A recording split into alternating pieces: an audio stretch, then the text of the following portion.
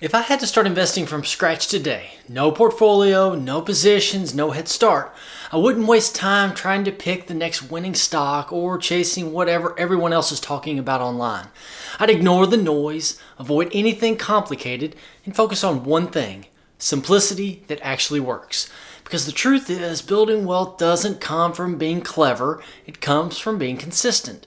And I'd stick to just 3 ETFs, because if you get these 3 right, you can ignore almost everything else in investing and still build serious long-term wealth. Most beginners believe investing has to be complicated, like they need to research dozens of stocks, time the market perfectly, and constantly adjust everything just to get it right. Especially if you're just getting started and feel like there's too much information coming at you all at once. So in this video, I'm going to walk you through the first 3 ETFs I would buy if I were starting over today. Not based on hype or whatever's trending, but on what gives you the highest probability of long-term success. And by the end, you'll have a clear, simple portfolio you can actually build, understand, and stick with for the next 20 to 30 years. Hi, I'm Greg Hardy, and welcome back to the channel, and thank you for being here. We cover all things personal finance, investing, and building a secure financial future. So if you're serious about taking control of your money and also learning something new every week, make sure to subscribe to the channel and like this video. It really helps the channel and gets this information to more people who need it. Thank you. Before we get into the ETFs, let's talk about where most people go wrong, because this is the part that quietly holds a lot of people back. They overcomplicate everything. Too many ETFs, too many strategies, constantly switching from one idea to the next. One week it's growth, the next week it's dividends, then it's something else they just heard about. And over time, that constant change creates confusion. They're never quite sure if they're doing the right thing. And what ends up happening is they get overwhelmed and they quit. And some even quit before they get started. Or maybe they don't quit completely, but they keep changing directions so often that nothing ever has time to actually work. And that's the key. Investing isn't about finding something perfect. It's about finding something you can stick with. Because the real power comes from consistency over time. A simple plan you follow for years will almost always beat a complicated one you abandon after a few months. So if we strip everything down to the basics, here's exactly where I would start.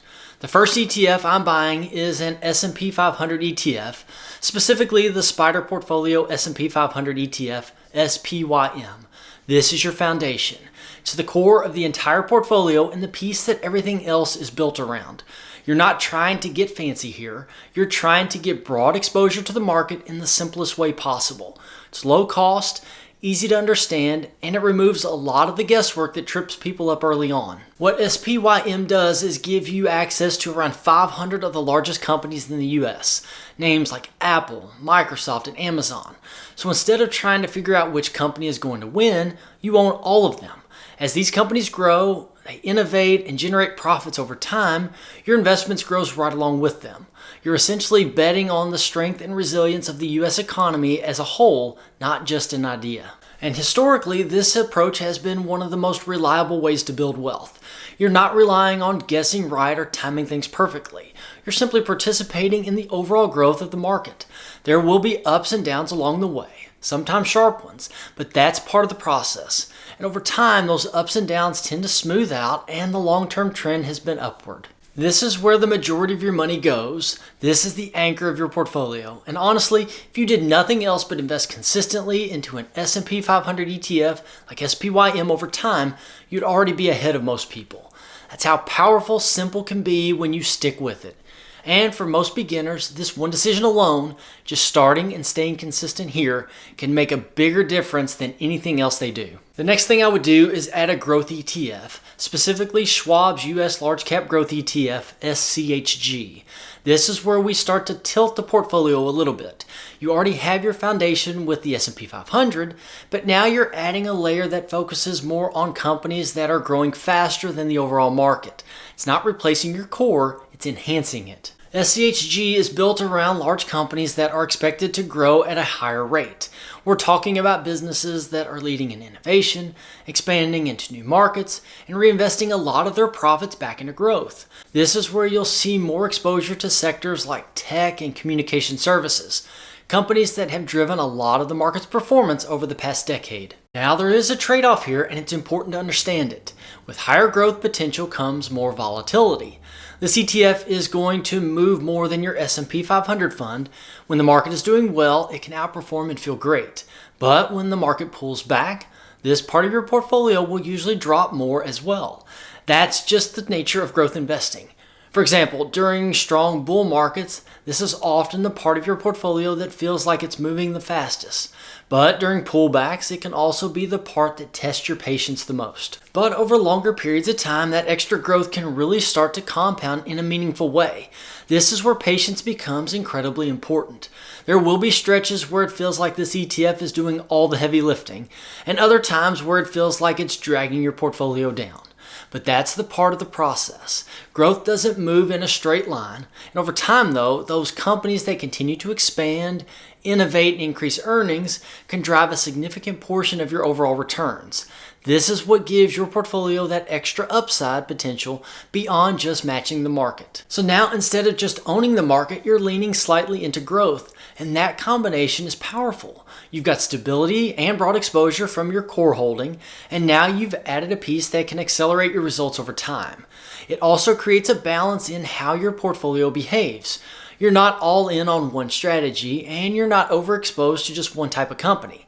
It's still simple, still easy to manage, but now it's a little bit more intentional. And for a long-term investor, that small tilt towards growth can make a big difference if you stay consistent and give it time to work. The third and final ETF that I would add is Schwab's US Dividend Equity ETF, SCHD. And this is where the portfolio really starts to feel balanced. While SCHG is focused on growth and pushing returns higher, SCHD brings a different element: stability. It focuses on high-quality companies that are not only paying dividends, but have a strong track record of growing those dividends over time.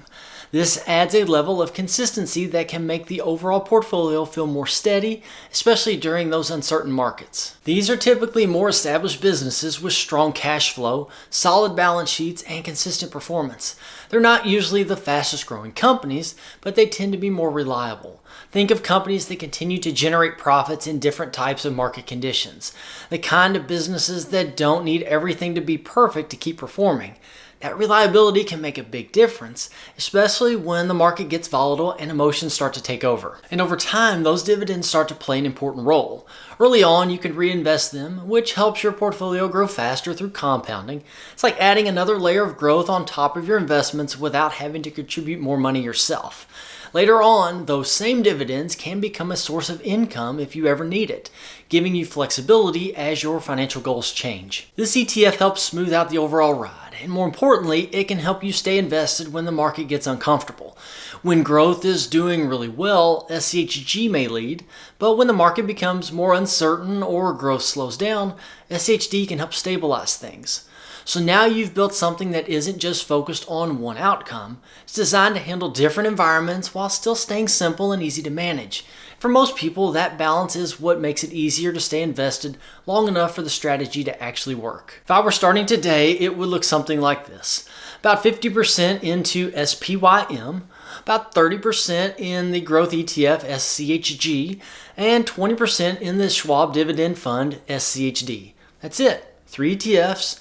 No noise, no guesswork, just a simple system that actually works.